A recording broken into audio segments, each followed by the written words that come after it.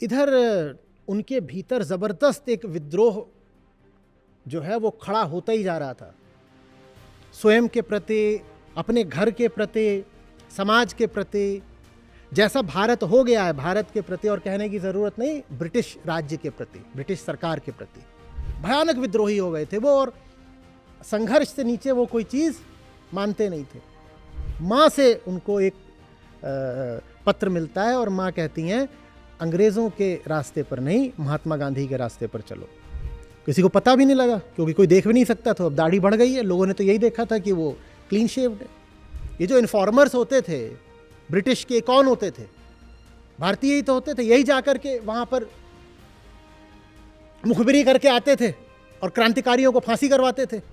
एक आदमी जो एक ट्रेंड सोल्जर नहीं है, वो समुद्र के नीचे इतने दिनों तक रह रहा है, और ये उन दिनों की प्रिमिटिव सबमरीन्स हैं, उसे कैसा लग रहा होगा? कैसा लग रहा होगा? नमस्कार। आचार्य जी, अभी इस माह नेताजी सुभाष चंद्र बोस की जयंती है और मैंने देखा कि आजकल नेताजी के बारे में काफ़ी बात की जाती है। पिछले कुछ समय में उनके विषय में काफ़ी लोगों की मतलब कह सकते हैं कि रुचि बढ़ गई है। पर मैं हमेशा देखता हूँ कि जो प्रश्न रहता है वो इसी बात पे होता है कि नेताजी जीवित हैं या नहीं, जो जापान में उनकी दुर्घटना हुई थी उसके बाद। ये प्रश्न कोई नहीं पूछता कि उनका जीवन कैसा था, उन्होंने मतलब जो क्रांति करी थी वो कहाँ से आई थी, कैसे आई थी। अभी कुछ दिनों पहले आपने स्वामी विवेकानंद जी के बारे में बात की थी, वहाँ पर आपने उनके संघर्ष के बारे में बताया था। तो कहीं ना कहीं मेरे मन में प्रश्न उठ रहा था कि नेताजी के संघर्ष की शुरुआत कहाँ से हुई थी, या उनका जीवन कैसा था। या जैसा आप हमेशा कहते हैं कि क्रांति का एक आध्यात्मिक पक्ष भी होता है, तो क्या नेताजी के साथ भी कोई ऐसा पक्ष जुड़ा हुआ है? ठीक है, साथ साथ चलना, बात करेंगे। तो इसी माह में दोनों महापुरुषों से संबंधित महत्वपूर्ण दिवस, ठीक है, मनाए हमने।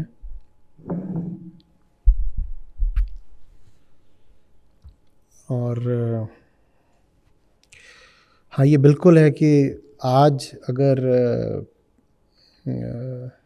नेताजी बोस की बात होती है तो ज़्यादातर इसी संदर्भ में होती है कि क्या सचमुच दुर्घटना में उनकी मृत्यु हुई थी, या उसके बाद भी वो जीवित रहे थे। कुछ लोग गुमनामी बाबा आदि के संदर्भ में उनकी बात करते हैं। तो इस मुद्दे पर आज भी चर्चा रहती है, प्रश्न जीवित है। लेकिन बिल्कुल सही कह रहे हो कि ज़्यादा महत्वपूर्ण मुद्दा दूसरा है। ये जो दोनों नाम लिए आपने, इनमें से दूसरा नाम पहले नाम के बिना हो नहीं सकता था। नेताजी स्वामी जी के बिना हो नहीं सकते थे। ये बात बहुत कम लोगों को पता होगी।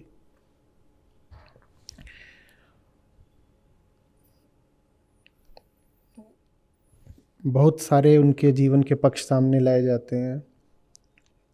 उनके जीवन में वेदांत का कितना महत्व था, सुभाष चंद्र बोस के जीवन में वेदांत कितना केंद्रीय था, ये बात आमतौर पर सामने नहीं आती है। और उनके जीवन में वेदांत को लाने वाले थे स्वामी विवेकानंद। तो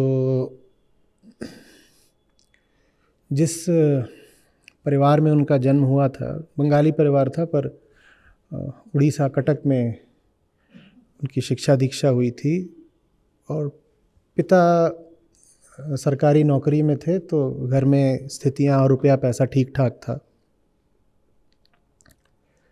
तो उनको उनके बड़े भाइयों के साथ भेजा गया था एक इंग्लिश स्कूल में, और वहाँ आरंभ में उनको कोई धार्मिक शिक्षा या कोई बोध शिक्षा बिल्कुल ही नहीं मिली।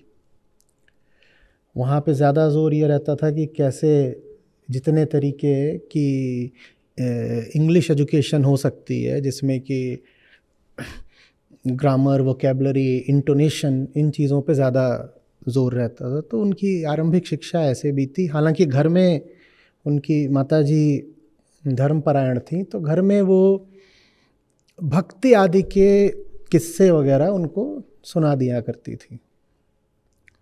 तो पौराणिक कथाएं या महाभारत की कुछ कथाएं, इस तरह की जो बातें हैं वो उनको घर में मिल जाती थी थोड़ी बहुत। बाकी स्कूल में उनको कुछ नहीं मिलता था। ये शुरुआत थी उनकी, में वेदांत कहीं नहीं है। उसके बाद वो आगे बढ़े, वहीं पर कटक में दूसरे स्कूल में गए। इस दूसरे स्कूल में उनका परिचय उपनिषदों से हुआ। वहाँ स्कूल में ऐसी व्यवस्था करी गई थी कि मोटे तौर पर जितना बच्चों को समझ में आ सके, क्योंकि अभी वो मुश्किल से 10-12 वर्ष की अवस्था के ही थे, जितना बच्चों को समझ में आ सके, 10-12 साल के बच्चों को भी या 14 साल के बच्चों को, उतना उनको वेदांत का ज्ञान ज़रूर दिया जाए। कितनी ज़बरदस्त बात है। जबकि ये भी जो स्कूल था, ये कोई ऐसा नहीं कि बस भारतीयों द्वारा ही चलाया जा रहा हो, लेकिन फिर भी इस स्कूल को चलाने वालों में, स्कूल के मालिकों में इतनी दूरदृष्टि थी कि उन्होंने कहा कि बाकी सब चीज़ें तो स्कूल में उस समय पढ़ाई जाती थी, बाइबल भी पढ़ाई जाती थी, ब्रिटिश इतिहास पढ़ाया जाता था, सब कुछ, जितना कुछ ब्रिटिश हो सकता था सब पढ़ाया जाता था। लेकिन उन्होंने कहा इसके साथ थोड़ा सा वेदांत का ज्ञान भी इनको दे दिया जाए, क्योंकि इतना ब्रिटिश भी समझते थे कि भारत से अगर कोई एक चीज़ लेने लायक है तो वेदांत है। तो उपनिषदों को उनके सिलेबस में, पाठ्यक्रम में थोड़ी वहाँ पर जगह मिली हुई थी। यहाँ उनका पहली बार परिचय होता है वेदांत से। शुरुआत उनकी किससे हुई थी? शुरुआत उनकी हुई थी जो पूरा पश्चिमी ज्ञान है, पश्चिमी संस्कृति है, उनको स्कूल में सिखाई जा रही थी। पश्चिमी खान पान, रहन सहन के तरीके, ऐसे पहनना है, अंग्रेज़ी ही बोलनी है, और अंग्रेज़ी भी एक विशिष्ट लहजे में बोलनी है, उस लहजे में जिसमें कि आपको अंग्रेज़ी नौकरी मिल सके। वहाँ तैयार किए जा रहे थे भारतीय छात्र अंग्रेज़ी नौकरियों के लिए। तो अब यहाँ और घर पे उनको क्या माहौल मिल रहा था? घर पे उनको माहौल मिल रहा था विश्वास का, भक्ति का। जैसे महिलाएं आमतौर पे घर पे रहती हैं तो वो अपना जो जैसा घरेलू धार्मिक वातावरण बना के रखती हैं, उस पे उनका विश्वास था। उपनिषद उनके जीवन में आए और एकदम एक नई शुरुआत हो गई। और बड़े संयोग की बात थी कि उसी के कुछ दिनों बाद, इसी स्कूल में उपनिषदों से परिचय लेने के कुछ समय बाद, उनको एक दिन संयोग से अकस्मात ही अपने किसी रिश्तेदार के घर पर स्वामी विवेकानंद की कोई किताब मिल गई। आपको ताज्जुब हो रहा होगी, ये सारी बातें हम नेताजी के बारे में कर रहे हैं। इस तरह की बातें नेताजी के बारे में आमतौर पे आपने होती सुनी है। ये पक्ष हमारे सामने लाया नहीं जाता है ना, और ऐसे पक्ष लाए जाते हैं जिनमें गॉसिप ज़्यादा है, बस सेंसेशनलिज्म है कि सनसनी फैला दो, ज्ञान बहुत कम। ठीक, तो वो जाते हैं वहाँ पर। अब इसके उनके रिश्तेदार का क्या नाम था, कहाँ गए थे, क्या आयु थी, ये सब आप लोग पढ़ लीजिएगा। मैं आपको एक विहंगम दृष्टि से बता रहा हूँ। बाकी आपको जो डिटेल्स, विस्तार हैं, वो आपको स्वयं पढ़ने चाहिए। पढ़िएगा भी, आज और पढ़िएगा और कम्युनिटी पे लिखिएगा भी। तो वहाँ जाते, वहाँ उनको विवेकानंद की किताब मिल जाती है, और वो जो उपनिषदों से शुरुआत हुई थी वो तहलका बन जाती है।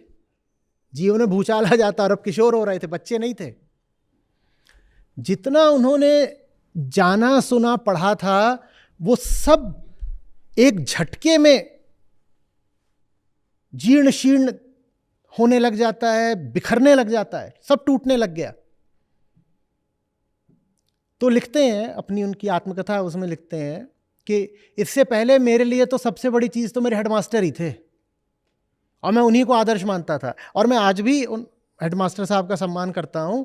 पर विवेकानंद मेरे जीवन में आए नहीं कि हेडमास्टर एकदम पीछे चले गए। तो इतनी ऊंची चीज विवेकानंद, उन्होंने मेरा हृदय ऐसे पकड़ लिया बिल्कुल, और किशोर हैं अभी, ये किशोर सुभाष की बात हो रही है, उन्हें ऐसे पकड़ लिया। अरे मेरी पुरानी सारी मान्यताएं ध्वस्त हो गई। स्कूल वालों के प्रति मेरा व्यवहार, साथियों का मेरा चुनाव, मेरे जीवन के लक्ष्य और घर के मेरे संबंध सब बिल्कुल छितरा गए। तो स्कूल में इन्होंने अपने ही जैसे लोगों का एक दल बनाया, और हैं ये अभी बहुत उम्र के नहीं हैं, पर ये लोग गंभीर दर्शन में संलग्न रहने लग गए।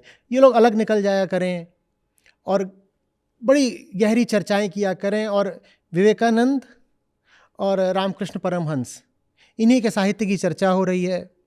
और अभी ये सब वही हैं, 8वीं 10वीं के लड़के हैं बस। तो अब स्कूल में कुछ इनका मजाक भी बने, लेकिन ये जितने थे ये सब पढ़ने में भी बहुत अच्छे थे। ये पढ़ने में भी अच्छे थे, तो स्कूल वाले ज़्यादा मजाक नहीं बना पाए। हमको ये तो पता ही है कि ICS में उनका 4था स्थान आया था, वो सब उसके बाद में आगे बढ़ के कुछ कर लेंगे। लेकिन हमें ये नहीं पता कि मैट्रिकुलेशन में भी कलकत्ता यूनिवर्सिटी में उनका 2रा स्थान आया था। तो ऐसा नहीं कि वो अचानक से ही ICS में सफल हो गए थे, वो 12वीं में भी यूनिवर्सिटी टॉपर थे। उस समय मैट्रिकुलेशन भी यूनिवर्सिटी के अंतर्गत ही आता था। तो शिक्षकों को वो जैसा सम्मान दिया करते थे, वो वैसा सम्मान अब पाएं कि वो नहीं दे पा रहे हैं, क्योंकि पहले शिक्षक ही बहुत बड़ी बात लगते थे कि वाह वाह क्या बात कह दी। अब उनके सामने कहीं और बड़े ऊंचे आदर्श आ गए थे। अब रामकृष्ण के साथ हैं, तो वहाँ से उन्होंने सीखा कि शक्ति के प्रति अनन्यता, कह रहे और कोई नहीं हो सकता। वे विद्रोही हो गए। अनन्य भाव का मतलब होता है दूसरा कोई नहीं, मेरी पूरी निष्ठा एक के साथ ही है, किसी अन्य के साथ नहीं हो सकती। बोले कि मेरे लिए सबसे प्यारा मंत्र हो गया कि हे शक्ति, हे देवी, हम आश्रय तुम में लें, न कि माता पिता और बंधु बांधवों में। अब आप ऐसा करोगे तो माता पिता को कैसा लगेगा? तो हेमंत कुमार नाम से उन्होंने एक मित्र बना लिए थे।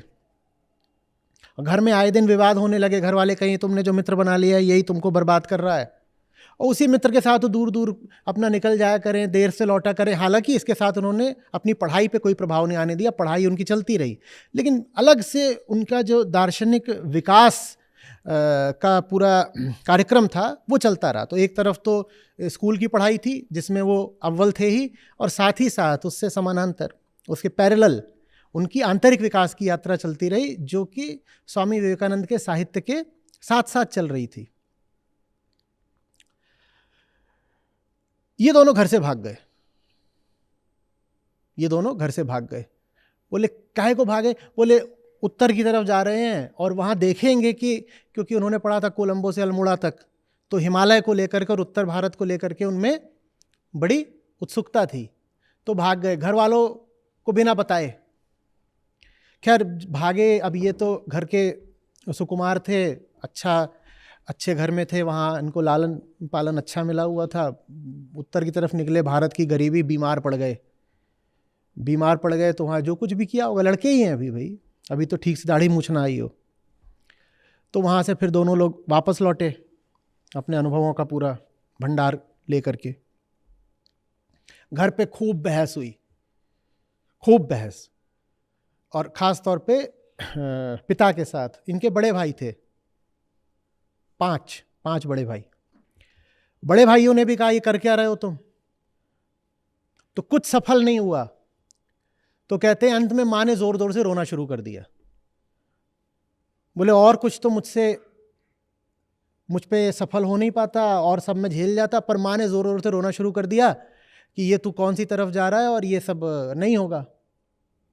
बोले और मेरा ये हो चुका था कि जितना मैंने ठुकराया था अंग्रेजों द्वारा दी जा रही शिक्षा को, उतना ही मैंने ठुकरा दिया था सब ये जो घरेलू कर्मकांड और अंधविश्वास थे इनको भी। क्योंकि स्वामी जी का नज़रिया बहुत खुला हुआ था और बहुत उदारवादी था। महिलाओं को लेकर के, प्रगति को लेकर, शिक्षा को लेकर के। भूलिएगा नहीं, इंडियन नेशनल आर्मी में उन्होंने, वो पहले थे जिन्होंने महिलाओं को स्थान दिया था। उनकी जो लक्ष्मीबाई विंग थी, वो याद है ना? हाँ, तो स्कूल से भी वो भागा करें और घर से भी भागा करें। स्कूल उनको भेजता था कि तुम जाओ पश्चिम की ओर। स्कूल उनके भीतर पश्चिमी संस्कारों का संचार करना चाहता था, और घर उनके भीतर प्राचीन भारतीय संस्कारों का संचार करना चाहता था। और उनको मिल गए थे विवेकानंद, जो कहते थे न तुमको कुछ चाहिए जो पश्चिम का है, और न तुमको कुछ चाहिए जो परंपरा का है, तुमको वेदांत चाहिए। और सुभाष चंद्र बोस वेदांत में और गहरे घुसते ही जा रहे थे। उपनिषदों में, गीता में, उन्हीं में उनका मन लग गया था। ये लोग गीत भी बनाया करें और अकेले बैठ करके गाया करें। इनको सुविधा ये हुआ करती थी कि उस समय पर खाली जगह बहुत थी, और न मोबाइल था, न सीसीटीवी था। तो इनको देख पाना, इनकी निगरानी कर पाना या पकड़ पाना बड़ा मुश्किल था। वैसे भी आसानी से पकड़ में आते नहीं थे। भारत से कैसे भागे थे पता ही है। तो पकड़ में आने वाले ही बचपन से नहीं थे। तो ये सब इनका अपना चलता रहा। फिर कलकत्ता में आए। अभी देखो कि क्या होता है जब आप वेदांत को अपना हृदय बना लेते हो। फिर कलकत्ता में आते हैं तो यूनिवर्सिटी के प्रेसिडेंसी कॉलेज में ये थे। वहाँ भी इन्होंने ऐसे ही लोगों को साथ लिया जिनमें वेदांत के प्रति निष्ठा और राष्ट्र के लिए संघर्ष करने का भाव था। और राष्ट्र से इनका आशय यही था, ऐसा राष्ट्र जो वेदांत के आधार पर खड़ा हो वही राष्ट्र कहलाने योग्य है। नहीं तो देश हो सकता है, राष्ट्र नहीं हो सकता। तो ये लोग अपना इस तरह चला करें। तो इनके एक शिक्षक हुआ करते थे ओटेन नाम से। ओटेन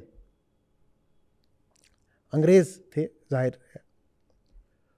अब ये बातें करें गीता की और वेदांत की और भारत की, तो ओटेन साहब ने एक दिन बड़ी ज़ोर से मजाक बना दिया कि ये तो ऐसे ही हैं, ये क्या बातें कर रहे हो तुम गुलाम लोग, तुम कौन से अपने वेदांत की बात करते हो। बोल दिया होगा ऐसा कुछ। अब इसके हमें कोई विस्तार मिलते नहीं, या हैं भी तो मुझे पता नहीं कि उन्होंने क्या बोल दिया था, पर कुछ बोल दिया।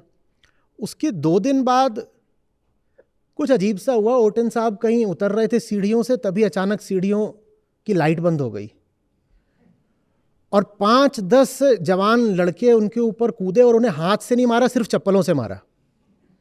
कुछ पता ही नहीं लगा किसने मारा, और पटापट ओटेन साहब की पिटाई चल रही है। और जो कुछ भी बोल सकते थे बोल रहे हैं, और ये जो पीट रहे हैं इन्होंने अंधेरा कर दिया और ये कुछ बोल नहीं रहे, सिर्फ चप्पलें चला रहे हैं, छुआ भी नहीं उनको, बोले हाथ से कच। अंधेरा कर दिया। तो जिन्होंने मारा वो थोड़ी युक्ति भी रखते थे, बुद्धि भी रखते थे, बिल्कुल अंधेरा। खैर मार पीट के जब लौट रहे थे तो एक चपरासी की नज़र पड़ गई लौटने वालों पर, उनमें भी एक को उसने पहचान लिया। बड़ी सनसनी मची, अखबारों में छपा, हल्ला मच गया। अंग्रेज पिटा है, वो भी प्रोफेसर। वो चपरासी ने पहचान लिया था कि ये सबसे आगे आगे यही थे, सुभाष चंद्र, और सबसे जोर से इन्होंने ही मारा है। तो इनको निकाल दिया गया। जो सबसे मेधावी छात्र था यूनिवर्सिटी का, उसको स्कूल से, उसको यूनिवर्सिटी से कॉलेज से निकाल दिया गया। प्रेसिडेंसी से उनको निकाला गया है।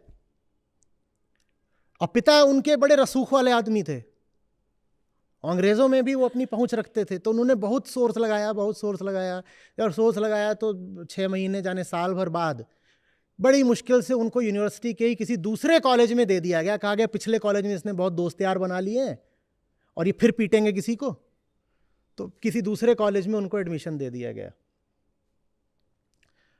इधर उनके भीतर ज़बरदस्त एक विद्रोह जो है वो खड़ा होता ही जा रहा था, स्वयं के प्रति, अपने घर के प्रति, समाज के प्रति, जैसा भारत हो गया है भारत के प्रति, और कहने की ज़रूरत नहीं ब्रिटिश राज्य के प्रति, ब्रिटिश सरकार के प्रति। भयानक विद्रोही हो गए थे वो, और संघर्ष से नीचे वो कोई चीज़ मानते नहीं थे। खैर, घर में सरकारी नौकरी का माहौल था, पिताजी की भी प्रोन्नति होती जा रही थी, तो इनको कहा गया बेटा तुम जाओ ब्रिटेन।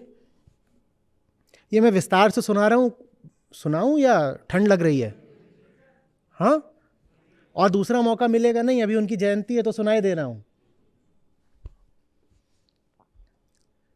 तो कहा गया कि तुम जाओ वहाँ पे और वहाँ से ICS की तैयारी करो। अब इसमें बीच में बहुत सारे और छोटी छोटी बातें हैं, वो सब उपयोग किए, उसे आप लोग खुद पढ़ें। तो वहाँ पहुँचे, अब वहाँ तैयारी कर रहे हैं, लेकिन तैयारी करते करते बार बार अपने आप से पूछ रहे हैं ये मैं कर क्यों रहा हूँ? ये क्या मुझे इनकी नौकरी करनी है क्या? मैं ये क्यों कर रहा हूँ? तो इसी उधेड़बुन में उन्होंने अपना एक पेपर भी खराब कर लिया। एक पेपर था जिसमें संस्कृत लिखनी थी शायद, तो उसको उन्होंने कहीं रफ पे लिख दिया और मेन कॉपी पे लिखना ही आधा अधूरा, वो भूल गए। तो उन्हें यही लग रहा था कि मेरा तो चयन सिलेक्शन होगा भी नहीं, और 6 ही कुल सीटें थी, 6 कुल सीटें थी। खैर, जो उनका जो प्री फाइनल राउंड था उसमें उनका 4था स्थान आ गया। तो जो हम कहते हैं ना कि उनका सिलेक्शन ही हो गया था, उस सिलेक्शन से पहले वाली स्टेज थी। अब आखिरी जो चीज़ थी उसके लिए इनको बुलाया गया कि भाई 6 लोग हैं, 6 में से आप भी हैं, आइए आपका अब जो चयन की आखिरी राउंड की जो प्रक्रिया है वो होगी। और वो आसान थी, उसको वो निकाल ही लेते, कोई मुश्किल नहीं था उसमें, उसको निकाल लेते। उसमें उनसे कुछ कानून विषयक प्रश्न थे और शायद घुड़सवारी की परीक्षा वगैरह ली जाती है, वो निकाल लेते। पर तब तक उनको पक्का होने लग गया था कि मुझे ये काम करना ही नहीं है। बोले जो क्रांति मुझे लानी है वो सरकारी नौकरी करके थोड़ी ले आ लूँगा। अब ये बात उन्होंने घर पे बता दी। घर पे जो रोना पीटना कोहराम मचा भयानक, बोले कर क्या रहे हो तुम, ये वो। बच इसलिए गए क्योंकि वहाँ कलकत्ता और ये बैठे वहाँ ब्रिटेन में, तो घर वालों की कोई सीधी पहुँच नहीं थी, और घर से ज़बरदस्त इन पर भावनात्मक किस्म का दबाव पड़ने लग गया। इनको समझ में ना आया कि करें क्या, बहुत सारे प्रश्नों से उलझे हुए थे, सीधा सीधा निर्णय नहीं ले पा रहे थे कि नहीं मुझे ये नौकरी अंग्रेज़ों की नहीं ही करनी है, ICS। तभी उन्हें अपनी माँ से, बड़ा अनपेक्षित यहाँ पर कुछ होता है, माँ से उनको एक पत्र मिलता है और माँ कहती हैं अंग्रेज़ों के रास्ते पर नहीं, महात्मा गांधी के रास्ते पर चलो। महात्मा गांधी का नाम लेकर के माँ ने पत्र लिखा, क्योंकि ये जो बात है ये 1919 के आसपास की है, 1921 की। और कौन सा उस वक्त आंदोलन चल रहा था 1921 में? हाँ, तो गांधी जी उस वक्त घर घर का नाम बन चुके थे।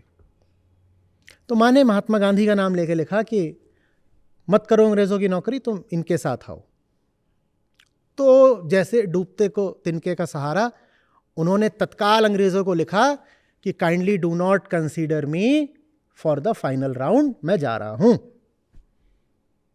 और साथ ही साथ उन्होंने वहाँ पर एक कोर्स था, उसके लिए उन्होंने एनरोल करा था, BA था शायद, तो उसको भी उन्होंने आधा अधूरा छोड़ा।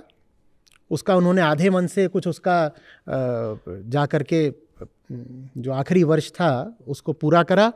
तो जो इतने मेधावी छात्र थे उस फाइनल कोर्स में उनकी 3rd डिवीज़न आई, उसको छोड़ छाड़ के उन्होंने वहाँ पे अपनी डिग्री डिप्लोमा जो था वो भी नहीं लिया। बोले जिसको लेना हो ले, मैं वो भी छोड़ के जा रहा हूँ। वो भाग के भारत आए और भारत आते ही सीधे गांधी जी के पास गए, सीधे।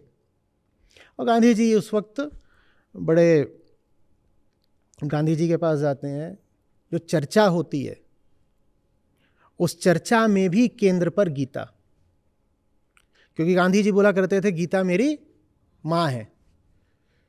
और गीता को ही आधार बनाकर सुभाष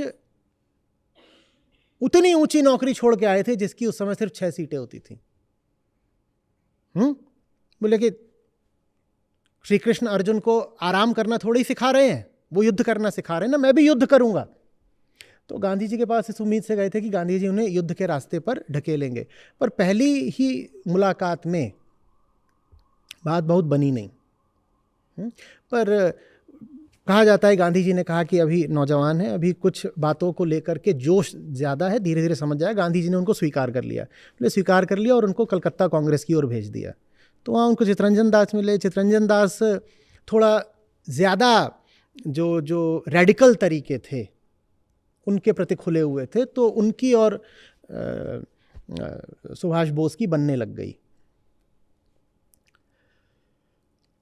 उसके बाद उन्होंने कई तरीके के आंदोलन करे हैं। कलकत्ता में इंडियन यूथ कांग्रेस थी, उसके वो प्रेसिडेंट भी बने हैं, फिर कांग्रेस के सेक्रेटरी बने हैं, और इस बीच में उनको 3-4 बार अंग्रेज़ों ने जेल भेजा है। और जितनी बार वो जेल से वापस आते उतनी बार वो और बड़े पद को अर्जित कर पाते। कलकत्ता के मेयर बने, और ये सब कुछ जेलों से वापस आते गए। एक बार जेल गए, वापस आ रहे हैं, फिर जा रहे हैं, फिर वापस आ रहे हैं, और एक के बाद एक वो ऊंचे पायदानों पर चढ़ते चले जा रहे हैं। उनका मन लेकिन सदा संघर्ष की ओर था। संघर्ष के रास्ते पर वो वैसे ही नहीं चल पड़े थे। चूंकि कृष्ण आदर्श थे उनके, तो उन्होंने कहा कृष्ण भी तो गए थे पहले सुलह करने ही ना। तो उन्होंने यूरोप का दौरा लगाया और जा करके जितने कंजर्वेटिव पार्टी के ऊंचे से ऊंचे नेता थे उनसे बातचीत करी। और वो बातचीत कर सकते थे क्योंकि वो कांग्रेस के स्वयं पदाधिकारी थे। तो वो इस नाते, एक ऊंचे भारतीय राजनेता होने के नाते, वो ब्रिटेन गए और वहाँ पर जो कंजर्वेटिव पार्टी के नेता थे उनसे बोले मुझे आपसे बात करनी है और भारत के भविष्य को लेकर आपसे बात करनी है। ठीक वैसे जैसे स्वयं श्री कृष्ण दुर्योधन के पास गए थे शांति दूत बनकर। लेकिन नेताजी का अनुभव क्या रहा? अभी वो नेताजी वैसे कहलाते नहीं थे। नेताजी उनको कहा गया बहुत बाद में, 1942 में उनको नेताजी, जब वो जर्मनी में थे तब से उनको नेताजी कहा जाने लगा। तो वहाँ उनका अनुभव ये रहा कि वहाँ कंजर्वेटिव पार्टी के नेताओं ने उनसे मिलने से भी मना कर दिया। उन्होंने कहा ये तो ऐसी हमारी एक कॉलोनी से आया है, इससे क्यों मिले? दूसरे, अभी इसकी कोई उम्र भी नहीं, इससे बात करके हमें क्या मिलेगा? और तीसरी बात, ये बड़ी विद्रोही और आंदोलनकारी बातें करता है, रेडिकल है, इससे क्या बात करें? यहां उनको स्पष्ट हो गया कि अंग्रेजों से बातचीत से कुछ हासिल नहीं होगा, और दूसरी ओर कांग्रेस के तौर तरीकों से भी उनका मन उचटता जा रहा था। लेकिन उनकी भारत में लोकप्रियता बढ़ती जा रही थी।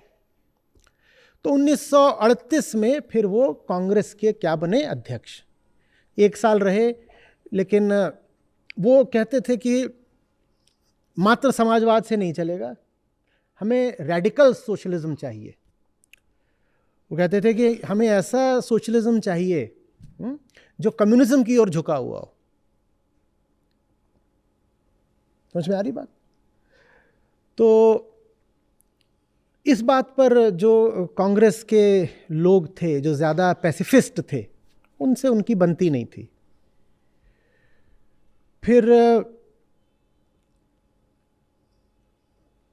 49 का कांग्रेस का चुनाव हुआ, उसमें भी वो बने, और नहीं 49 नहीं, 39, 1939। और उसके बाद जो गांधी जी की उक्ति है तो प्रसिद्ध हो ही गई है कि पट्टाभी सीतारमैया की हार मेरी हार है। तो जो कांग्रेस के बाकी पदाधिकारी थे उन्होंने असहयोग करना शुरू कर दिया था बोस के साथ। तो बोले जब तुम मेरे साथ काम ही नहीं कर सकते, अध्यक्ष मैं हूँ, और तुम रोड़े वगैरह अटका रहे हो, तो उन्होंने वहाँ से त्यागपत्र दे दिया और कलकत्ता वापस चले गए। और कलकत्ता में जा कर के उन्होंने आंदोलन करे अपनी ओर से। अब समय आ गया था विश्व युद्ध का। यही वो समय है जब दूसरा विश्व युद्ध शुरू हो चुका था, 1939। और वो वहाँ पे कलकत्ता में अंग्रेज़ों के खिलाफ आंदोलन कर रहे थे। तो अंग्रेज़ों ने उन्हें घर में नज़रबंद कर दिया। बोले बहुत हो चुका, भारत से बात बननी ही नहीं है। कांग्रेस से भी उनकी जो आशा थी वो अब बहुत क्षीण हो गई थी। बोले जब कुछ और ही करना पड़ेगा। तो आप समझिए, आप सोचते हो कि आध्यात्मिक आदमी क्या करता है? बैठ के किताबें पढ़ता है।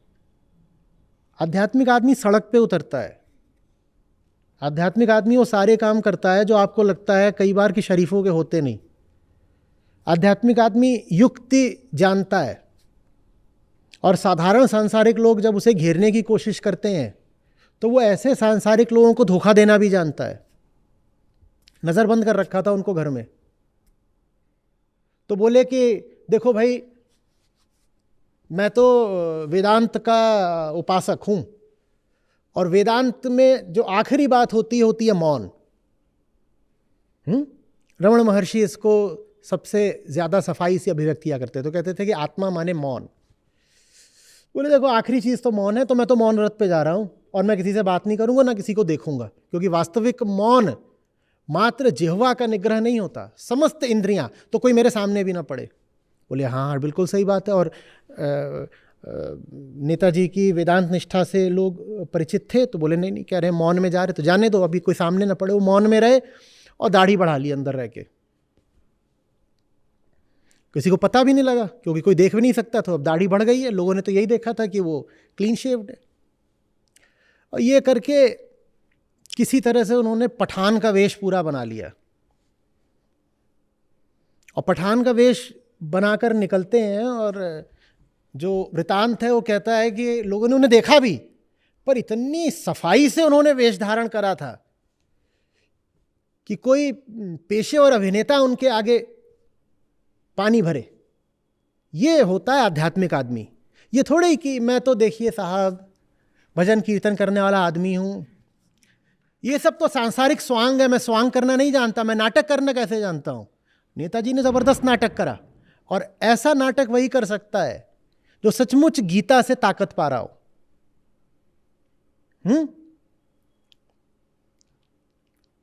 लीला करना कोई हल्की बात होती है क्या? और आप अगर गीता के साथ नहीं हो तो गीताकार की लीला से भी क्या सीखोगे? फिर आप भी बस ऐसे ही खड़े रह जाओगे जैसे काठ का पुतला। तो वहां से निकलते हैं, वहां से बिहार गए, और बिहार से जहां से उन्होंने ट्रेन पकड़ी वो स्टेशन का नाम ही उनके नाम पे कर दिया गया। अब वहां से पेशावर पहुंचे।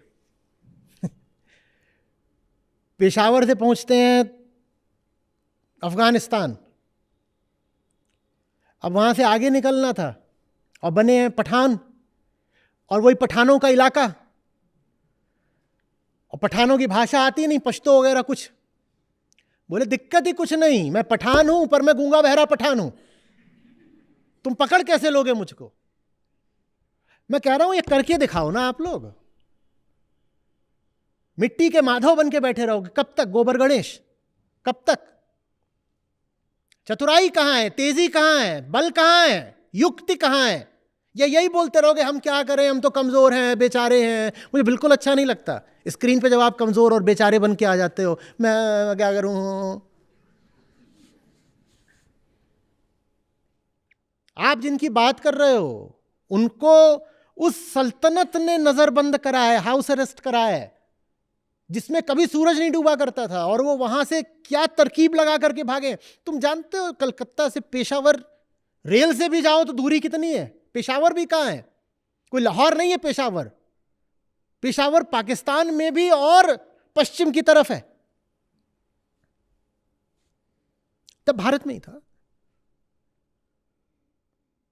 और अफगानिस्तान, तब वहां कोई सड़क नहीं थी कि वहां बस में बैठ के जा रहे हैं, पैदल पैदल, और वहां से वो रूस में घुस रहे हैं।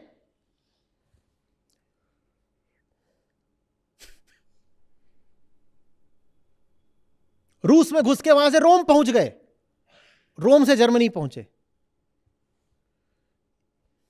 ये होता है युद्ध, ये होता है संघर्ष, युद्धस्व।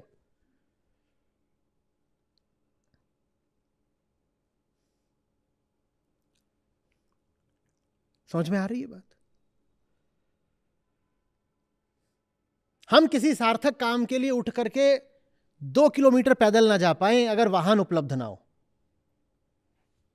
कितनी बार होता है, बोस्थल में होता है, लोग अपनी जगह आरक्षित करवा देते हैं और आते नहीं गए। क्यों नहीं आए?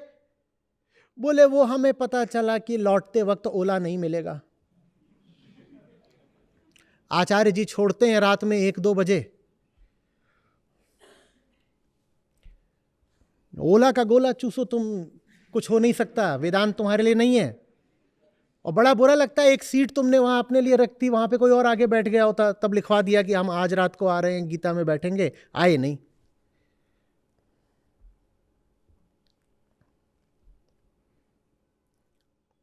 और इस पूरे खेल में 5-6 अलग अलग तरह के साधनों से उन्होंने यात्राएं करी, जिसमें से एक साधन उनके अपने पांव भी थे। बहुत लंबी लंबी दूरी तक पांव पांव चलते रहे। और ठंडे देश हैं वो जिनकी हम बात कर रहे हैं, उन ठंडे देशों में क्या बन के? गूंगा बहरा पठान, ताकि कोई पकड़ न ले।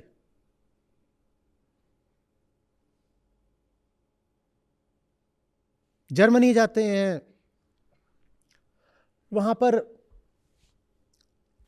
जर्मनों ने उनसे सहयोग तो करा, पर पूरे तरीके से नहीं, क्योंकि जर्मनों ने कहा कि देखिए, गांधी और नेहरू की तुलना में आप उतने अभी जन सामान्य को स्वीकृत नहीं है, उतने पॉपुलर नहीं है आप, तो हम ये नहीं कर पाएंगे कि हम सीधे सीधे भारत पर आक्रमण ही कर दें। लेकिन इतना कर लीजिए, रोमेल का नाम सुना है आपने? The African fox, German general.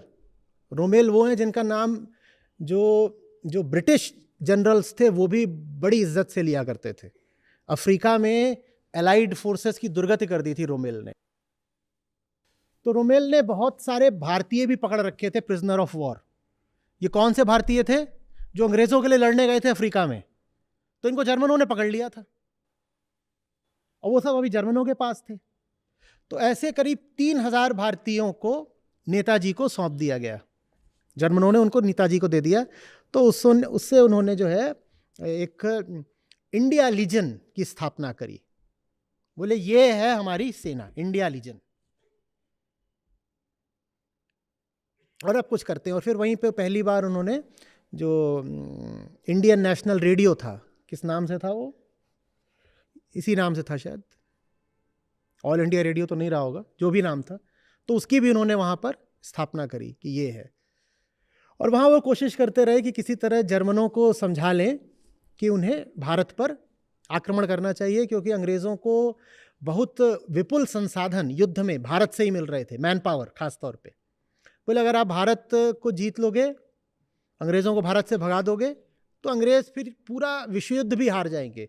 अब वो अच्छा होता या बुरा होता, वो बड़ी बहस की बात रही है कि अगर जर्मन और जापानी मिलकर भारत पे आक्रमण करके भारत से अंग्रेज़ों को हटा देते और भारत पर कब्जा हो जाता जर्मनों का और जापानियों का, तो क्या होता। और इसी बात को लेकर के क्रिटिसिज्म भी मिला है, आलोचना भी मिली है नेताजी को कि आप एक बीमारी को हटाने के लिए ज़्यादा बड़ी बीमारी को न्योता दे रहे थे।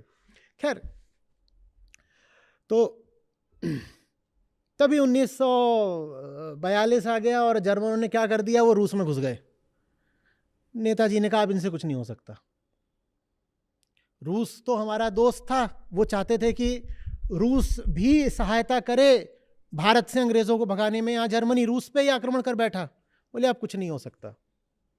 तो हिटलर से मिले, एक ही बार मिल पाए हिटलर से बोले कुछ हो सकता हो तो बता दीजिए। हिटलर ने कहा अब तो मेरी सारी सेनाएं अब रूस में व्यस्त हैं, भारत अब मेरे प्लान्स में नहीं है। तो बोले मुझे जाने दो फिर। और बड़ी मेहनत से उन्होंने वहाँ पे उतने सालों में अपना इंडिया लीजन की स्थापना करी थी। उस आदमी का मैं आपको संघर्ष बता रहा हूँ, ऐसे ही नहीं। आप तो सोचते हो कि बस तुम मुझे खून दो मैं तुम्हें आज़ादी दूंगा, ऐसे ही कोई ड्रेस पहन के खड़ा हो जाता और नेताजी कहला जाता है, ऐसा नहीं होता। जान पे खेलना पड़ता है। किसी और से खून मांगने से पहले अपना खून बहाना पड़ता है। तो बोले मुझे जाने दो। और वहाँ वो जानते हो पीछे क्या छोड़ के आए? वो पीछे उन सब सैनिकों को तो छोड़ के आई जो तैयार खड़े हुए थे भारत के लिए लड़ने को और मरने को। उन्होंने जर्मनी में विवाह भी कर लिया था और उनकी बेटी भी हो गई थी। उन्होंने अपनी पत्नी और बेटी दोनों को जर्मनी में ही छोड़ दिया। बोले जहां मैं जा रहा हूं वहां करोगे क्या? और कैसे आए? जर्मनों की यू बोट होती थी, सुना होगा, कुख्यात थी उनकी यू बोट। वो सारे जो अटलांटिक के जहाज होते थे अमेरिका और ब्रिटेन के बीच के, वो यू बोट जाके उनको मार दिया करती थी। तो जर्मनी की एक यू बोट में बैठ के मेडागास्कर तक आए और सबमरीन है, पनडुब्बी है, और वहां से एक जर्मन पनडुब्बी उनको लेकर के आगे गई, जाने जाने इंडोनेशिया या सिंगापुर तक, जहां जर्मनों का उस समय कब्जा था कुछ। पनडुब्बी से यात्रा देख रहे हो कितनी है, पूरी ऐसे घूम करके मेडागास्कर तक एक पनडुब्बी, और वहां पे उनको ट्रांसफर किया गया दूसरी पनडुब्बी में, वो उनको फिर लेके आ रही है ईस्ट एशिया तक। एक आदमी जो एक ट्रेंड सोल्जर नहीं है, वो समुद्र के नीचे इतने दिनों तक रह रहा है, और ये उन दिनों की प्रिमिटिव सबमरीन्स हैं, उसे कैसा लग रहा होगा, कैसा लग रहा होगा? ये सब बातें जब पता होती है ना, तब महापुरुषों के प्रति सम्मान आता है, ऐसे ही नहीं आ जाता। और ये बातें हमें कभी बताई नहीं जाती, ना हम श्रम करते हैं कि स्वयं इन्हें पढ़ें। मैं कहीं किसी गुप्त स्रोत से थोड़ी ये सारी बातें आपके सामने ला रहा हूं, ये सारी बातें सार्वजनिक रूप से उपलब्ध हैं, थोड़ी मेहनत करनी है, जाकर के पढ़िए।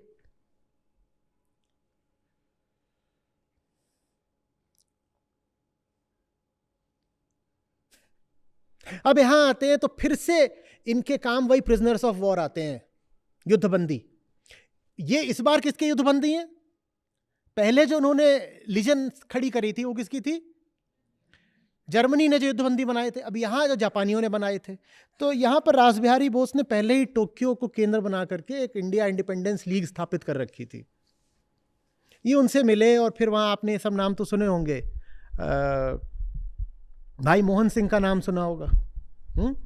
तो इन सब लोगों को उन्होंने साथ लिया, और फिर उससे इंडियन नेशनल आर्मी की स्थापना होती है। अंडमान निकोबार को नाम दिया था उन्होंने शहीद और स्वराज। और मणिपुर में पहली बड़ी जीत थी, जिसके बाद वहां भारतीय ध्वज उन्होंने फहराया था।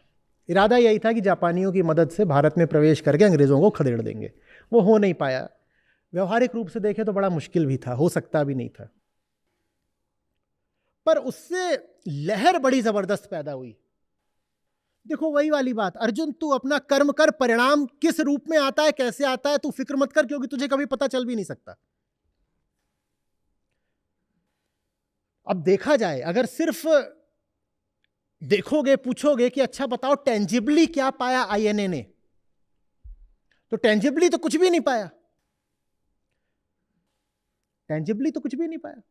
मणिपुर में घुसे थे, उसके बाद वहां भी हार हो गई, तो बर्मा में चले गए। बर्मा में जापानियों के साथ मिलकर अंग्रेजों से थोड़ा लोहा लिया, फिर वहां भी हार गए। और फिर जब सिंगापुर भी छिन गया जापानियों के हाथ से, तो आईएनए पूरी तरह से समाप्ति हो गई। और उसके बाद 18 अगस्त 1945, ये अगस्त 1945 सुनते ही क्या याद आता है? हाँ, तो उसके बिल्कुल बाद, उसके तुरंत बाद, तो एक दिन वायुयान से जा रहे थे, और संघर्ष उनका, जापानियों पर परमाणु बम हमला हो चुका है, उन पे क्या दम बचा है, आईएनए की हार हो चुकी है, वहां भी क्या दम बचा है। जो जापानियों ने अमेरिका के साथ करा था, उसके बाद ये सब ये करते थे ना, कामिखेज अटैक्स करते थे, तो जो जापानी वायुसेना थी वो पूरी ध्वस्त हो चुकी थी। जापानी लोग कैसे अमेरिका को लेके आए थे द्वितीय विश्व युद्ध में? Pearl Harbor. और पर्ल हार्बर में क्या करा था उन्होंने? तो एक काम जो अमेरिकन ने करा था वो ये था कि जापानीज एयरफोर्स को पूरा बर्बाद कर दिया था। उनकी बॉम्बिंग कैपेसिटी भी खत्म कर दी थी। सब उनके जो बॉम्बर्स थे, यहां तक कि ट्रांसपोर्ट एयरक्राफ्ट थे, वो बहुत कम बचे थे। और उसी का एक नतीजा ये था कि जब कि जापानियों ने सुसाइडल अटैक शुरू कर दिए। तो कहते थे हमारे पास बम नहीं है तो हम ले जा करके प्लेन ही घुसेड़ देंगे तुम्हारे जहाज़ों पर। जहाज़ तो हट ही जाएगा, और एक जहाज़ की बहुत ज़्यादा कीमत होती है एक बॉम्बर की तुलना में। तो जापानियों के पास जहाज़ भी नहीं थे। हम 18 अगस्त 1945 की बात कर रहे हैं, जापान बिल्कुल हार चुका है। तो ऐसे ही एक खस्ता हाल जहाज़, और उसमें भी बहुत सारा सामान ले जाना था, तो उसको खूब लोड कर दिया गया। उसमें नेताजी भी बैठे हैं, और उनके साथ उनके सहायक थे, रहमान नाम से थे शायद, ये लोग बैठे हुए हैं, और भी लोग थे। तो वो प्लेन है, वो प्लेन चल रहा है, वो उस पर इतना वजन था वो टेक ऑफ ही नहीं कर पाया। वो उड़ा थोड़ा सा, और उसके बाद उसका इंजन ही निकल के गिर गया, इतना लोड था। लेकिन बहुत ऊंचाई नहीं थी तो वो गिरा तो बच गए नेताजी। वो ऐसा नहीं है कि प्लेन क्रैश में ही मर गए थे, वो पड़े हुए थे भीतर और प्लेन के भीतर ही पड़े हुए थे और बहुत ज़्यादा उनको चोट लगी नहीं थी, लेकिन प्लेन में लग गई थी आग। और बहुत सारा गैसोलीन गिर गया था उनके ऊपर। गैसोलीन जानते हो ना, फ्लेमेबल होता है। पिछले दरवाजे के सामने वही बहुत सारा सामान रखा हुआ था, तो निकलने की कोशिश कर रहे हैं, पिछले दरवाजे से निकल नहीं पा रहे। अगले दरवाजे के सामने आग लगी हुई थी, तो उनके पास कोई रास्ता नहीं था। तो वो अब उनके ऊपर पूरा ये गिरा हुआ है, वो अगले दरवाजे से होके अब कुछ नहीं कर सकते थे, तो भागते हुए गुजरे वहां से। उतनी देर में कपड़ों ने आग पकड़ ली। कपड़ों ने आग पकड़ ली तो वही 3rd डिग्री बर्न्स हुए। अब ये सारी बातें कहीं किसी कैमरे में कैप्चर्ड नहीं है, ये सारी बातें भी हमें दूसरों ने बताई हैं, तो वहाँ से हमें पता चली हैं। ये सच भी हो सकती हैं, झूठ भी हो सकती हैं, पर जो हमारे पास वृतांत आया है मैं आपके सामने इसलिए रख रहा हूँ कि देखो इसमें कितना अपने आप को जलाया जाता है। एक आदमी जो वेदांत के क्षेत्र में प्रवेश कर देता है, जो गीता को अपना आदर्श बना लेता है, वो कितने जबरदस्त संघर्ष को सुपुर्द कर देता है अपने आप को। तो दौड़ते हुए निकले कि मैं अगले दरवाजे से निकल जाऊंगा। वहां बीच में आग थी, उनके कपड़ों ने आग पकड़ ली। जब तक आग बुझाई गई तब तक उन्हें 3rd डिग्री बर्न्स हो गए थे। अब वो भी बहुत सारे सर पे, चेहरे पर। डॉक्टर के पास ले गए, डॉक्टर बोले वो होश में थे, और होश में ही नहीं थे। वो जो उनके लिए है, आप लोग पढ़िएगा, देख लीजिएगा कि क्लियर माइंडेड थे। बोले इतने बर्न्स के बाद डॉक्टर कहता है मुझे पता था बच नहीं सकते, पर फिर भी वो साफ बात कर रहे थे। ऐसा नहीं लग रहा था कि दिग्भ्रमित हो गए हों, जो कि होता है, हेलुसिनेशन, डिल्यूजन सब होने लग जाते हैं जब आपको इतनी चोट लगी होती है। बिल्कुल साफ थे। को उपचार करने की जो कोशिश की जा सकती थी की गई, पर कोमा में चले गए और कोमा में जाने के कुछ देर बाद उनकी मृत्यु हो गई। लेकिन ये जो बात है ये हमको सेकेंड हैंडेड तौर पे मिल रही है और इसका कोई बहुत साफ प्रमाण नहीं है। इस कारण बहुत बाद तक हमने ये उम्मीद बनाए रखी है कि नेताजी शायद जीवित हों। वो जो उम्मीद है उसमें तथ्यात्मकता कुछ होगी, लेकिन आशा ज़्यादा है। आशा इसलिए ज़्यादा है क्योंकि हमें सचमुच ऐसे महापुरुष चाहिए होते हैं। तो फिर वो जो उम्मीद होती है वो समझ में आती है कि हम चाहते हैं कि वो जिंदा रहें।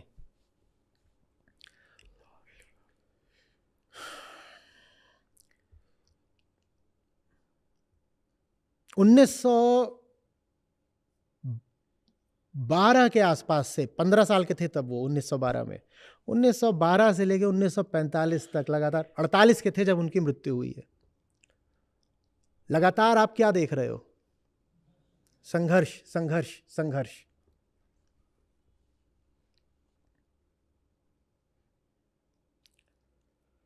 और उनके और महात्मा गांधी के रिश्तों को भी लेकर के बहुत कुछ कहा जाता है, लेकिन कहते हैं कि उनकी मृत्यु पर महात्मा गांधी को शोक बहुत हुआ था।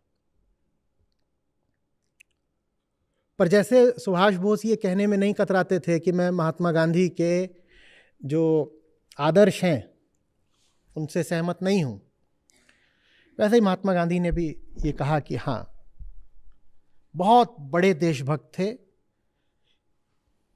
भले ही उनकी दिशा से मैं सहमत नहीं हूँ। असल में जैसे 1942 में नेताजी कह करके सुभाष चंद्र बोस को विभूषित किया गया, उसी तरह 1944 में मोहनदास करमचंद गांधी को महात्मा भी सुभाष चंद्र बोस ने बनाया था। तो उनकी आपस में बड़ी अद्भुत केमिस्ट्री थी, जबरदस्त समीकरण। ब्रिटेन से आते ही सबसे पहले बंबई में जा करके मिले थे बोस गांधी जी से ही, और इनमें आपस में असहमति लगातार बनी रही। लेकिन 20 साल तक गांधी जी के साथ कांग्रेस में रहे सुभाष बोस और फिर छोड़ छाड़ दिया।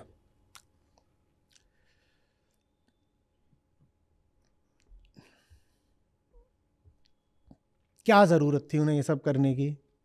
खाते पीते घर से थे। उस समय बहुत लोग शिक्षित नहीं होते थे, वो शिक्षा में अव्वल नंबर पे थे। शिक्षित ही नहीं है, आईसीएस जैसी परीक्षा उन्होंने पास कर ली, सब कुछ तो उनको मिला हुआ था, सब कुछ मिला हुआ है। क्या ज़रूरत थी छोड़ने छाड़ने की? क्योंकि अध्यात्म का अर्थ ही होता है आगे बढ़ते रहो, चरैवेति चरैवेति। जब मुक्ति नहीं है अभी तो यात्रा कैसे रुक गई अभी? तो यात्री ही रहे जीवन भर, और उनके जैसी यात्रा बहुत कम लोग करते हैं। भारत का संघर्ष, भारत की लड़ाई उन्होंने पूरी दुनिया में जाके लड़ी। लड़ाई भारत की वो भारत से बाहर जहां जहां हो सकता हर जगह रहे हैं। दुनिया भर में हर जगह जहां हो सकता था वहां से सहायता पाने की कोशिश की, कहीं मिली कहीं नहीं मिली, पर उनका संघर्ष यथावत रहा।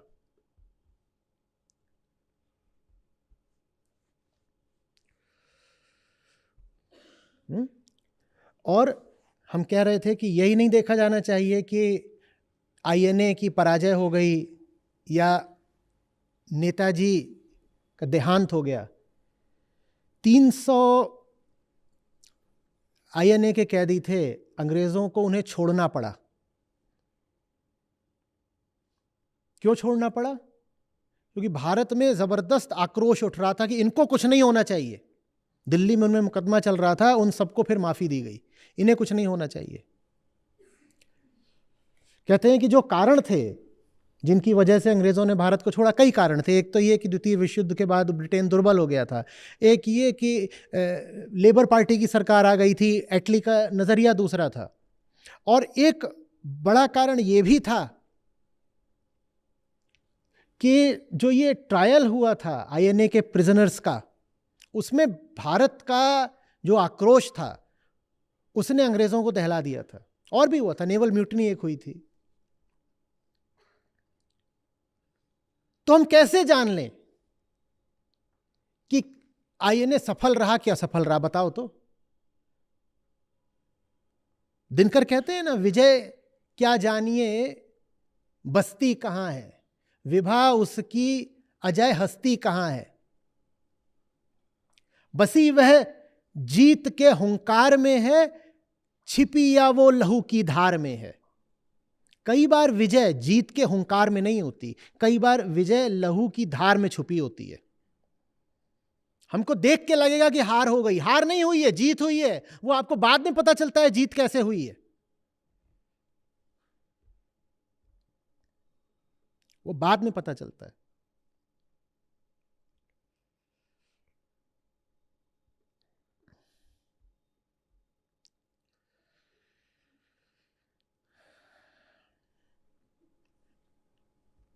हमसे हमारे छोटे छोटे सुख और क्षुद्र सुविधाएं नहीं छोड़ी जाती।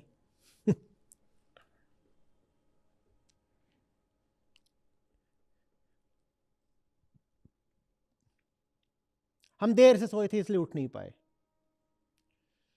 हमें जल्दी सोना है क्योंकि हमें सुबह फलाना काम करना है।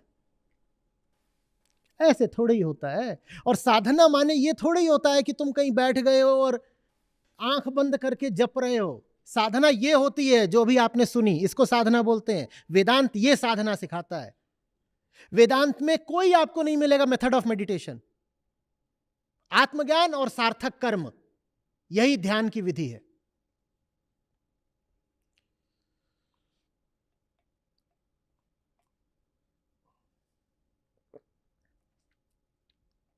अपने बंधनों को जानना और जीवन भर मुक्ति के लिए संघर्षरत रहना, यही ध्यान है, बस और कुछ नहीं।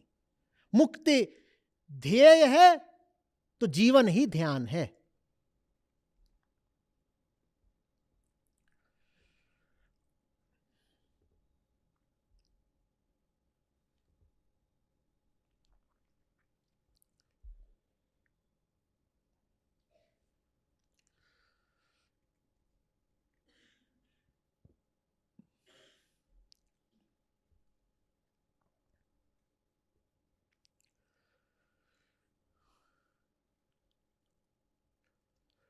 बताइए उदित। जी। सर, जैसे आपने भी पूरी उनके संघर्ष की कहानी बताई, तो मुझे उसमें दो तीन चीजें आपसे और पूछनी थी। जैसे नेताजी को भारत को बचाने के लिए भारत से ही बाहर जाना पड़ा। हम्म तो क्या ये करें? मतलब थोड़ा अजीब लगता है सुनने में। क्या करें अगर भारत ने अपनी सत्ता ऐसों को सौंप दी हो जो भारत में आज़ादी का काम होने ही न दें? क्या करें अगर भारत के प्रेमी को सबसे ज़्यादा विरोध भारतवासियों से ही मिल रहा हो? तो क्या करें? ये तभी थोड़ी हुआ, ये लगातार हुआ है।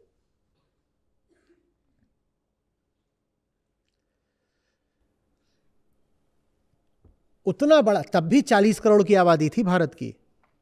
उतना बड़ा देश गुलाम कैसे हो गया होता अगर देशवासी ही गुलाम होने को तैयार न होते तो? सुना है ना कि सब भारतीय एक जगह मिलके भी थूकें तो इतना बड़ा वहां पर तालाब तैयार हो जाएगा कि भारत में जितने मुट्ठी भर अंग्रेज हैं सब जाके डूब मरे। भारतीय खुद तैयार थे गुलाम बनने को, तो फिर भारत में रहना सुरक्षित कैसे? भारत के सबसे बड़े दुश्मन तो खुद भारतीय। जब भगत सिंह को फांसी हुई थी 1921 में, मिलते हैं बोस वापस आकर के,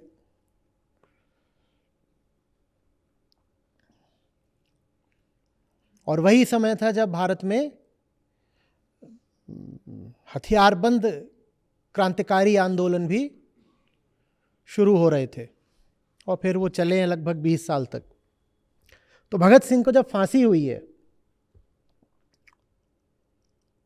बाहर भीड़ खड़ी हो गई थी। जिसने फांसी दी वो एक हिंदुस्तानी था। उसके बाद भगत सिंह के शव को कई हिस्सों में काटा गया। जिसने काटा वो भी एक हिंदुस्तानी था। उसके बाद उनके शव को पिछले दरवाजे से ले जाकर के नदी किनारे चुपचाप जला दिया गया। जिन सब ने मिलकर जलाया वो भी हिंदुस्तानी।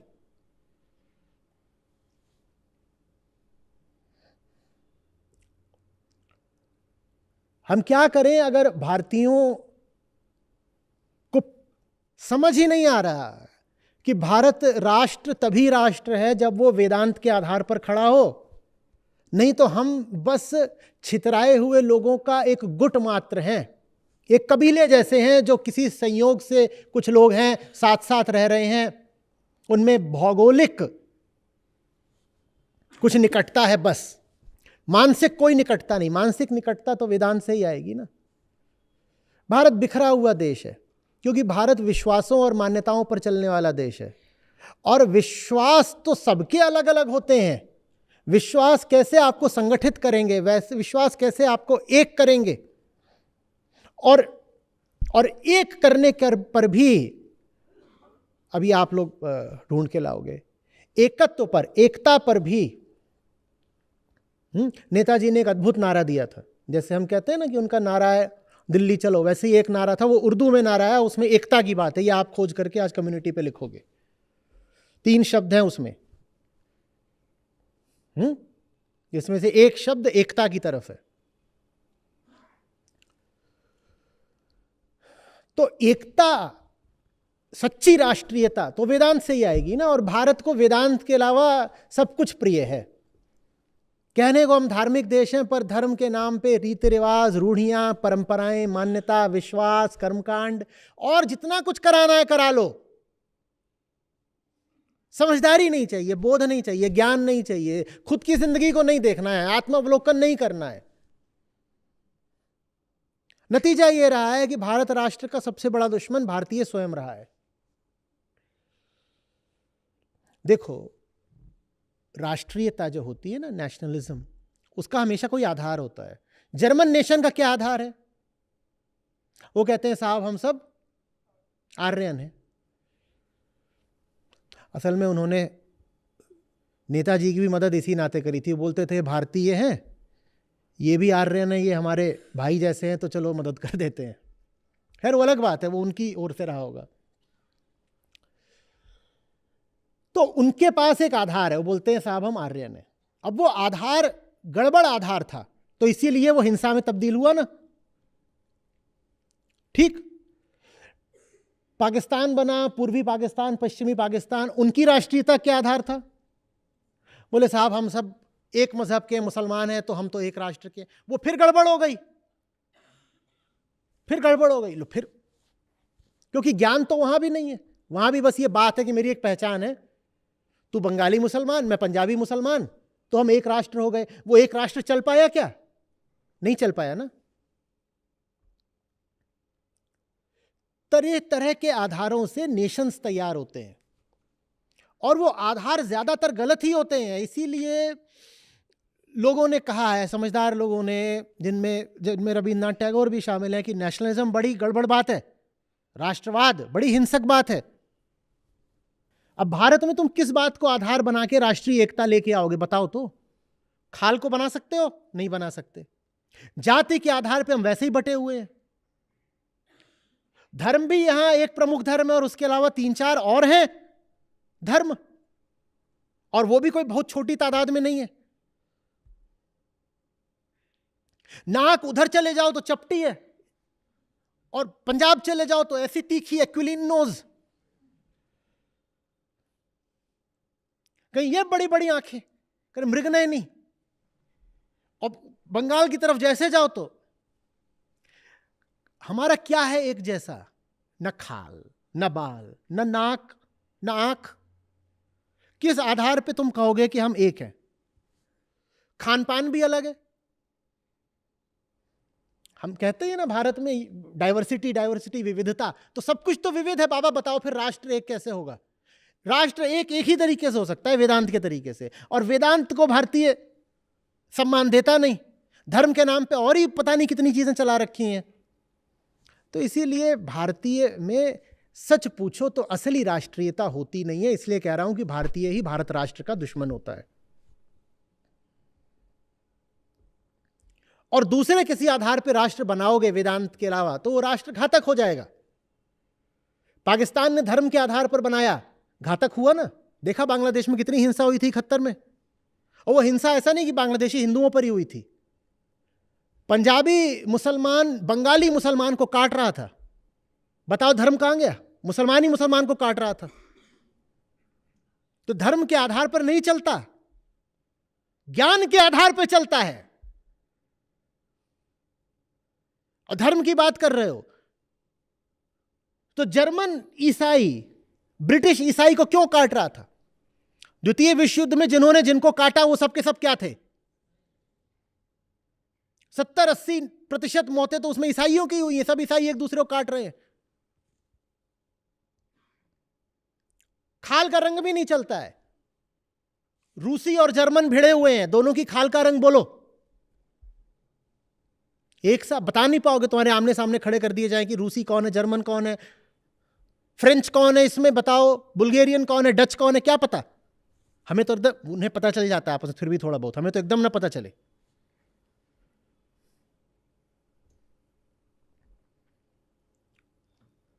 तो सच्चा बंधुत्व, राष्ट्रीयता का अर्थ होता है हम बंधु हैं, हम एक हैं। हम किस नाते एक हैं कि तुम भी समझदार हो और हम भी समझदार हैं, और समझ को ही कहते हैं बोध, और बोध का स्रोत है वेदांत।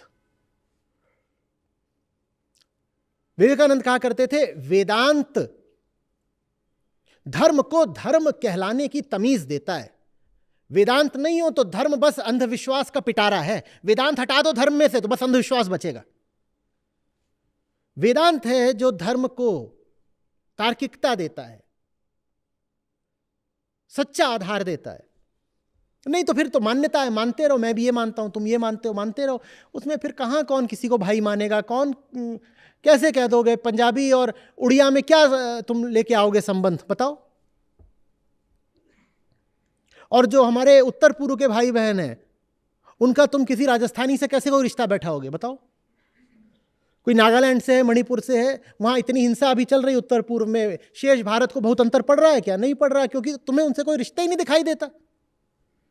कहते वो ऐसा पता नहीं दिखते, उतनी दूर के हैं, ऊपर से उनकी भाषा अलग है, हम उनको जानते नहीं, हम कभी उनके प्रांत में गए नहीं, छोटा सा उनका प्रांत है, वो हम उनको कभी देखते भी नहीं, उनका धर्म भी बहुत अलग है क्योंकि उनमें बहुत सारे ईसाई हैं, हमें क्या पता, हमें क्या लेना देना, मीडिया भी उनको नहीं दिखाता बहुत।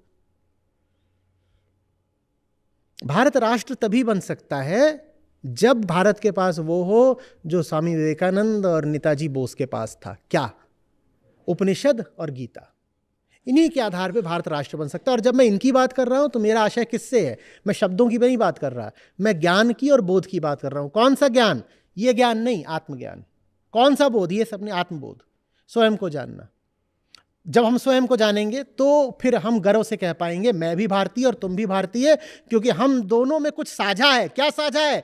तुम भी जिंदगी में सबसे ज्यादा महत्व देते हो आत्मज्ञान को और मैं भी जीवन में सबसे ज्यादा महत्व देता हूं आत्मज्ञान को। इस नाते हम में बंधुत्व है। अब भारत राष्ट्र हुआ। इसके अलावा और कोई आधार बनाओगे राष्ट्रीयता का तो गड़बड़ हो जाएगी। इसलिए फिर नेताजी जैसे लोगों को भारत से ही भागना पड़ता है। भारतीयों से ही समर्थन न मिले, भारतीय ही चुगली कर दे। ये जो इन्फॉर्मर्स होते थे ब्रिटिश के, कौन होते थे? भारतीय ही तो होते थे। यही जाकर के वहां पर मुखबिरी करके आते थे और क्रांतिकारियों को फांसी करवाते थे। भारतीय ही मुखबिरी करके भारतीयों को फांसी करवा रहे हैं।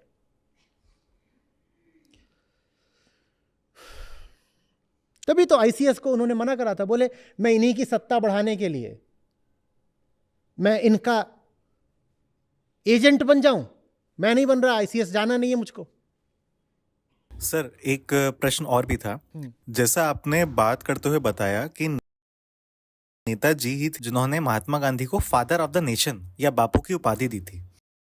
अब ऐसा बहुत बार होता है कि जितने भी बड़े बड़े लोग हैं जो हमारे इतिहास में रहे हैं, चाहे वो भगत सिंह हो, नेताजी हो, महात्मा गांधी जी हो, इनके व्यक्तित्व इतने विराट कि उसमें ये बात भी शामिल है कि वह एक दूसरे का आदर करते हैं और साथ में कुछ बातों पर एक दूसरे से असहमति भी रखते हैं। पर ऐसा मैंने बहुत बार होते देखा है कि एक अलग तरह का डिवाइड एंड रूल शुरू हो गया है, जहां पे नेताजी के कुछ वक्तव्य उठाए जाते हैं जहां पर उन्होंने गांधी जी के विपरीत कोई बात कही थी, और गांधी जी की ऐसी बात उठाई जाती है जहां उन्होंने देखने पर नेताजी के विरोध में कोई बात कही थी, और फिर ऐसा दिखा दिया जाता है कि दो अलग अलग गुट हैं और इनका आपस में कोई परस्पर संबंध नहीं है। सुभाष चंद्र बोस ने महात्मा गांधी के नेतृत्व में 20 साल तक काम करा है, 20 साल तक।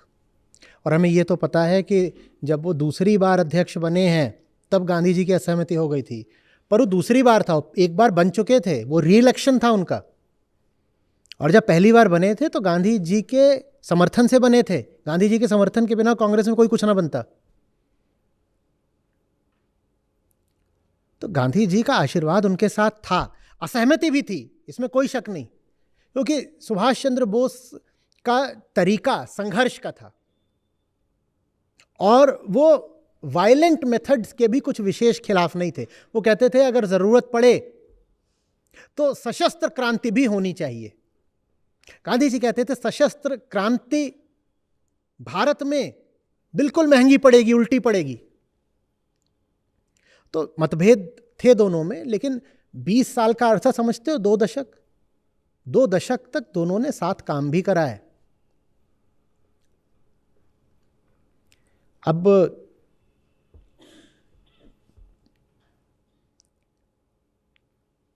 आज के समय में राजनीतिक लाभ उठाने के लिए तुम दिखा दो कि नहीं नहीं नहीं ये दोनों तो एक दूसरे के दुश्मन थे, तो तुम सफल तभी हो सकते हो जब लोगों ने इतिहास पढ़ा ही ना हो।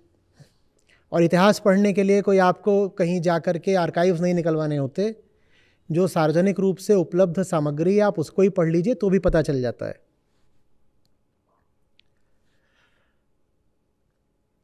भारत को छोड़े हुए, कांग्रेस को छोड़े हुए 5 साल बीत चुके थे। उसके बाद नेताजी ने कहा ओ father of the nation.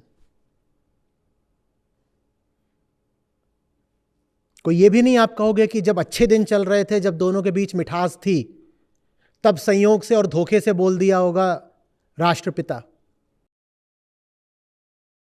Congress को छोड़े हुए, भारत को छोड़े हुए 5 साल बीत चुके थे, उसके बाद उन्होंने कहा था कि गांधी राष्ट्रपिता हैं। अब ऐसे में कोई कहे कि नहीं, इन दोनों में तो लगातार बस 36 का ही आंकड़ा है, तो वो इंसान और इंसान के रिश्ते को समझता नहीं है। कोई भी दो इंसान होते हैं, वो आवश्यक नहीं है कि एक दूसरे से हर बात में सहमत हों। कहीं सहमति भी है, कहीं असहमति भी है। उसको वो चीज़ जैसी है, तथ्य को वैसा का वैसा देखना चाहिए। जहां अ है उसको अ बोलो, जहां ब है उसको ब बोलो। ब को अ मत बनाओ, एंड वाइस वर्सा। हमें दोनों को देखना है। असहमति भी थी, असहमति भी थी।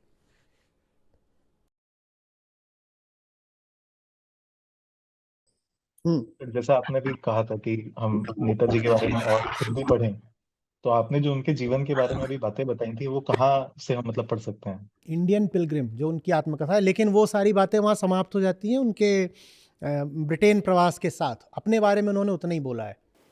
जो आईसीएस वाला उनका एग्ज़ाम था ना, वहाँ तक उन्होंने स्वयं लिखा है आत्मकथा में। उसके बाद का तो अन्य विविध स्रोतों से ही पता लगेगा। आप इंटरनेट से शुरुआत कर सकते हो। इंटरनेट माने सोशल मीडिया नहीं बाबा, फेसबुक मत पढ़ने लग जाना। इंटरनेट पर भी इतनी हमें अक्ल होनी चाहिए कि रिलायबल सोर्सेस कौन से हैं, वहाँ से शुरुआत कर सकते हो। और उसके बाद बहुत किताबें हैं जो उनके ऊपर लिखी गई हैं, आप जाइए उनको पढ़िए, प्रेरणा मिलेगी, बहुत अच्छा लगेगा और बहुत सारे भ्रम टूटेंगे और बड़ा उत्साह आएगा कि हम भी क्यों ना जीवन को सार्थक बनाएं।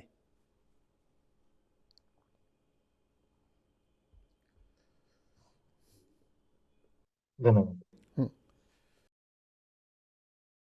और संगति भी अच्छी करनी होती है। मैंने उनका नाम नहीं है ना, जिनके साथ वो घर से भागे थे, आप खुद पता करिए। मैंने नाम वैसे बता दिया था तब, पर आप फिर खोजिए किसके, क्यों फिर तुम आउट कर रहे हो, चलो बताए। हेमंत कुमार। तो वो अपने आप में एक अलग बड़े नेता बन के निकले। ये होता है संगति का असर। छोटों की संगति करोगे, छोटे ही रह जाओगे। क्या बोलते हैं अंग्रेजी में, birds of the same feather. बस, तो गलत संगति मत करना।